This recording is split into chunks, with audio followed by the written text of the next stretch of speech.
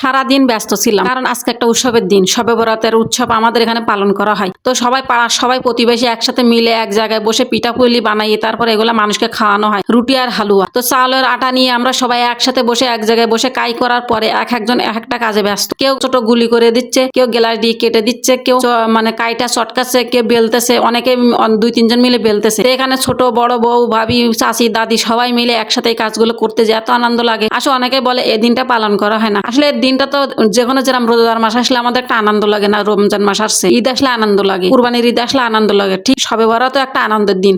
এক একটা দিনকে আনন্দ করে কাটানোটাই হচ্ছে মানে মানুষের মনের ভিতরে একটা শান্তি উৎসব পালন করে, কিন্তু এটাকে অনেকে মানতে চায় না। তা যাই হোক, এই বিষয়ে না আমি কোনো জ্ঞান দেবো না, আমি কোনো হুজুর না। যাই হোক, এখানে আবার আমি শেখতেছি, ওরা সব বেলে দিচ্ছে। আর তো এখানে একটা তাওয়ার ভিতরে দুই তিনটা করে নিয়ে আমরা শেখছি, যাতে একসাথে অনেকগুলা রুটি শেখা যায়। 200-300 রুটি বেলা হবে, তো একটা একটা করে সেগলে তো প্রায় 200-300 মিনিট লেগে যাবে। তো একসাথে 3-4টা করে 3টা করে রুটি, 2টা বেলায় 6টা করে হচ্ছে। তো এগুলো খুব দ্রুত হওয়ার চেষ্টা করতেছি, আর সবাই মিলে কাজ করতেছি, ইনশাল্লাহ সব শেষ হয়ে যাবে। আমরা এখানে শেখা টেকা করতেছি, একসাথে কাজ করতেছি, আসলে অনেক আনন্দ লাগে। এরপরে সবগুলা রুটি শেখার পরে এখানে খাটের উপর ফেলাই দিচ্ছি, কারণ রুটিগুলা যদি আমরা একের পর এক রেখে দিই তাহলে সবগুলা ঘেমে আবার নরম হয়ে কেদা কেদা হয়ে যাবে, যার কারণে এখানে একটা একটা করে রেখে দিচ্ছি। এখানে অনেকগুলা রুটি অলরেডি শেখা একটার পর একটা ঠান্ডা করে রাখা হয়েছে, আর বাকিগুলো এভাবে একটা একটা করে ছড়াই দিচ্ছে। এখানে সবাই মিলে হাতে হাত মিলিয়ে কাজ করতে যে এত আনন্দ লাগে, আর মিলেমিশে করি কাজ, হারে জিতে নাই, এই কথাটা আসলে বাস্তব। এখানে সব বেলা শেষ, এখন একটা একটা করে সব তুলে রেখে দিব, আর ঠান্ডা হয়েছে। তো এখানে আমি নারকেল কুচতেছি, এবার পায়েস রান্নার জন্য প্রস্তুতি নিচ্ছি।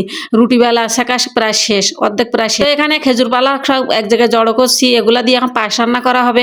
এখানে দুধ চাল দেওয়া হচ্ছে, দুধের সাথে চাউলের পায়ে দিয়ে এখন ক্ষীর রান্না করা হবে, সুজি দেওয়া হবে, চাউলের পায়েসও দেওয়া হবে, কারণ একসাথে দুইটা খেতে অনেক মজাও লাগে। তো এখানে সবাই মিলে রান্না করতেছি, এক এক সময় এক একজন এসে ঘুরতেছে, আমিও ঘুরতেছি, রান্না করতে অনেক ভালোই লাগতেছে। তো পাড়া চাষিরা সবাই যে যার মতন আসতেছে, আবার সবাই সহযোগিতা করতেছে, কেউ পানি আনতেছে, কারণ এটা খাওয়ার পরে পানিও রাখতে। এখানে আমাদের পায়েস প্রায় রান্না করা শেষ। তা রান্না করা শেষ হয়ে গেলে আমরা আবার আরেকটা পাত্রে তুলে রাখতেছি, জানো এগুলো বড় কড়া নামানো অসম্ভব, একটা করে নামাবো আর একটা করে নিয়ে যাবো, এই চিন্তা ভাবনা করে করতেছে। এটা অনেক জায়গায় অনেক করে, আর আমাদের দিকে গ্রামে কিন্তু এগুলো সবভাবে পালন করা হয়। শেষ, এখন সব একটা একটা পাত্রে নামাচ্ছি, কারণ এগুলো ধরে ধরে মানুষের সামনে নিয়ে তারপর কাটে কাটে দিতে হবে, কড়া তো ধরে নিয়ে দেওয়া যাবে না। এখানে একটা পাতিল কাটানো শেষ, এরপর আমরা এটা নিয়ে যাব ওখানে যেখানে মানুষগুলো দাঁড়ায় আছে। দেখেন এখানে কতটা মানুষ, আজকের যে পরিমাণ মানুষ হয়েছে, কুরবানির সময় এত মানুষ হয় না কুরবানির কোষ করার জন্য। এখানে বুড়া ছুড়া চাষি দাদি নানা খালা যা থাকে মন মাছ যত রকম আছে সব রকম আছে এখানে। তো সবাই থাল প্লেট ব্যাগ পলি সবাই নিয়ে আসে। এবার আমিও প্রস্তুতি নিয়েছি, গামলা নিয়ে গামলার ভিতরে করে পায়েস কাটাই দিতে হবে। আর ওদিকটা আমার যারা আছে